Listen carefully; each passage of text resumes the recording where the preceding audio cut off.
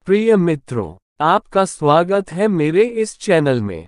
यदि आप पहली बार मेरे चैनल कहानियों की दुनिया में आए हैं तो सब्सक्राइब जरूर करें और बेल आइकॉन प्रेस करना बिल्कुल न भूलें, ताकि मेरे हर वीडियो आप तक सबसे पहले पहुंच सके।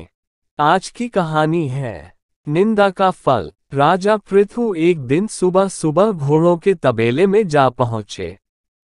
तभी वहीं एक साधु भिक्षा मांगने आ पहुंचा।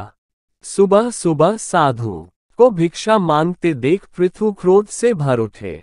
उन्होंने साधु की निंदा करते हुए बिना विचारे तबेले से घोड़े की लीद उठाए और उसके पात्र में डाल दी। साधु भी शांत स्वभाव का था, सो भिक्षा ले वहां से चला गया और वह लीद कुटिया के बाहर एक कोने में डाल दी। कुछ समय उपरांत राजा पृथु शिकार के लिए गए। पृथु ने जब जंगल में देखा एक कुटिया के बाहर घोड़े की लीद का बड़ा सा ढेर लगा हुआ है, उन्होंने देखा कि यहाँ तो न कोई तबला है और न ही दूर दूर तक कोई घोड़े दिखाई दे रहे हैं। वह आश्चर्यचकित हो कुटिया में गए और साधु से बोले, महाराज, आप हमें एक बात बताइए, यहाँ कोई घोड़ा भी नहीं तबेला है, तो यह इतनी सारी घोड़े की लीद कहाँ से आई?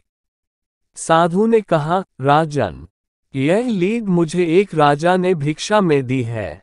अब समय आने पर यह लीद उसी को खाना पड़ेगा। यह सुन राजा पृथु को पूरी घटना याद आ गई। वे साधु के पैरों में गिर क्षमा मांगने लगे। उन्होंने साधु से प्रश्न किया, हमने तो थोड़ी सी लीद दी थी, पर यह तो बहुत अधिक हो गई। साधु ने कहा, हम किसी को जो भी देते हैं वह दिन प्रतिदिन प्रफुल्लित होता जाता है और समय आने पर हमारे पास लौट कर आ जाता है। यह उसी का परिणाम है। यह सुनकर पृथु की आंखों में अश्रु भर आए।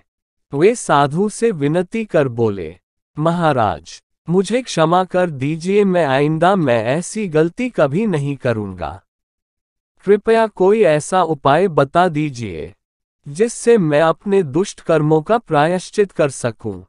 राजा की ऐसी दुखमयी हालात देखकर साधु बोला, राजन, एक उपाय है। आपको कोई ऐसा कार्य करना है जो देखने में तो गलत हो पर वास्तव में गलत न हो। जब लोग आपको गलत देखें तो आपकी निंदा करेंगे। जितने ज्यादा लोग आपकी निंदा करेंगे आपका पाप उतना हल्का होता जाएगा। आपका अपराध निंदा करने वालों के हिस्से में आ जाएगा। यह सुन राजा पृथु ने महल में आ काफी सोच विचार किया और अगले दिन सुबह से शराब की बोतल लेकर चौराहे पर बैठ गए।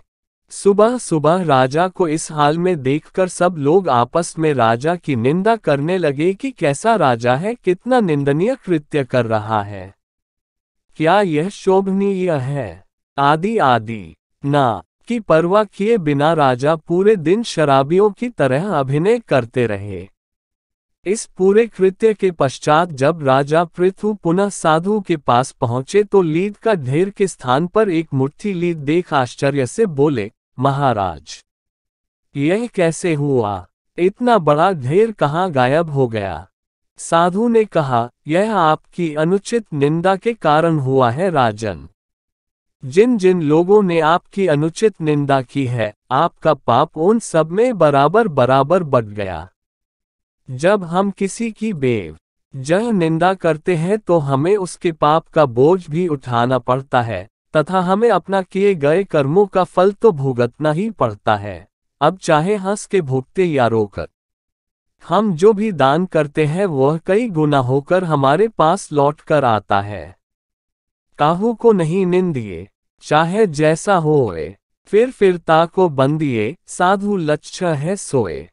संत कबीरदास का कहना है कि चाहे व्यक्ति अच्छा हो या बुरा, उसकी निंदा न करिए। इसमें समय नष्ट करने की बजाय उस आदमी की बार बार प्रशंसा करिए जिसके लक्षण साधुओं की तरह हो। मित्रों, कहानी कैसी लगी कमेंट करके जरूर बताएं। ऐसी और कहानियों के लिए चैनल को सब्सक्राइब जरूर करें। जो प्राप्त है पर्याप्त है। जल्द ही मिलते हैं अगली कहानी लेके। धन्यवाद।